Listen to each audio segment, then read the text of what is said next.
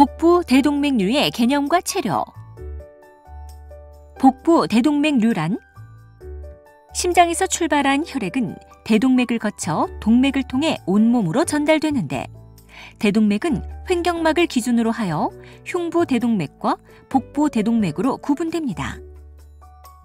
복부 대동맥류는 여러 가지 원인에 의해 대동맥의 벽이 약해지면서 정상적으로 2cm 정도인 복부 대동맥의 직경이 50% 이상 늘어난 상태입니다. 대동맥류의 원인은 대동맥 벽의 동맥 경화에 의한 퇴행성 병변인 경우가 가장 많지만, 드물게 감염이나 결체 조직 질환 등 염증성 원인, 외상 등에 의해서도 발생할 수 있고, 환자에 따라서는 원인이 불명확한 경우도 있습니다. 복부 대동맥류 환자의 75%는 특별한 증상이 없이 우연히 발견되는데, 환자의 50% 정도에서는 의사의 진찰이나 자가검진을 통해 배꼽 부분에서 박동성 종괴가 만져집니다. 그리고 동맥류의 팽창이나 파열이 있는 경우에는 심한 요통이나 측복부 통증, 복통, 출혈로 인한 쇼크 등이 나타날 수 있으며, 동맥류 부위에서 혈전 등이 떨어져 나가 동맥을 막음으로써 나타나는 색전증이나 혈전증, 십이지장이나 요관의 압박으로 인한 증상 등이 나타날 수 있습니다. 복부 대동맥류의 치료 목적.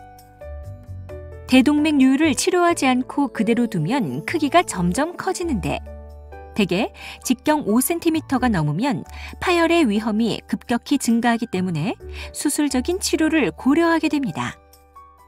그리고 크기와 상관없이 증상이 있거나 직경이 5cm 이상인 동맥류, 6개월에 직경이 0.5cm 이상 증가하는 동맥류, 낭형 동맥류 등의 경우에도 수술을 시행할 수 있으며, 크기가 작더라도 고혈압의 조절이 잘 되지 않거나 심한 만성폐쇄 폐질환이 있는 경우에도 수술을 고려할 수 있습니다. 복부 대동맥류의 치료 방법.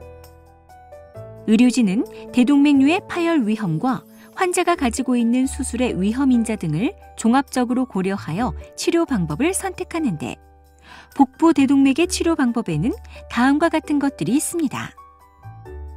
경과 관찰.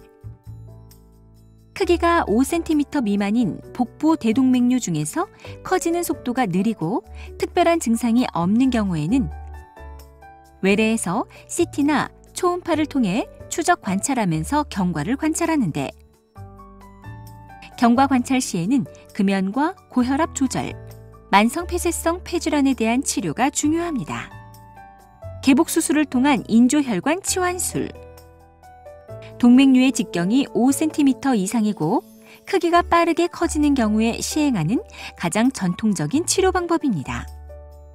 집도의는 전신마취 하에서 복부를 절개하고 늘어난 동맥류를 절개한 다음 동맥류 내부에 인조혈관을 삽입하고 봉합함으로써 혈액이 치환된 인조혈관 내부를 통해 흐르도록 합니다.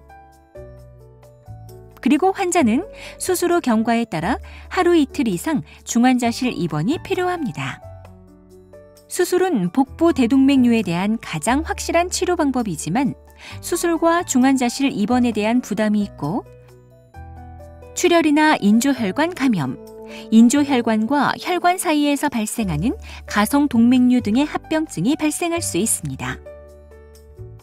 혈관 내 스텐트 삽입술.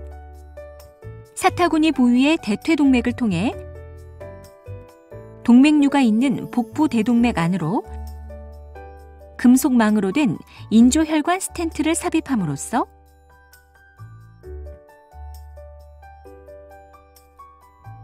혈액의 흐름을 유지시키고 대동맥류가 더 이상 커지는 것을 막아주는 시술입니다.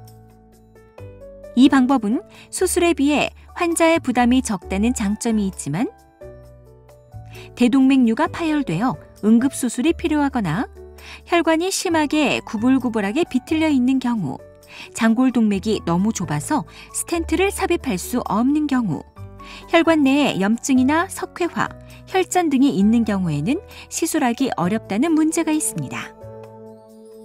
그리고 적절한 시술에도 불구하고 동맥류 내로 혈액이 계속 흘러가면서 동맥류가 계속 커지는 경우에는 2차적 시술이나 수술이 필요할 수 있습니다. 지금까지 복부 대동맥류의 개념과 치료에 대해 설명드렸습니다. 감사합니다.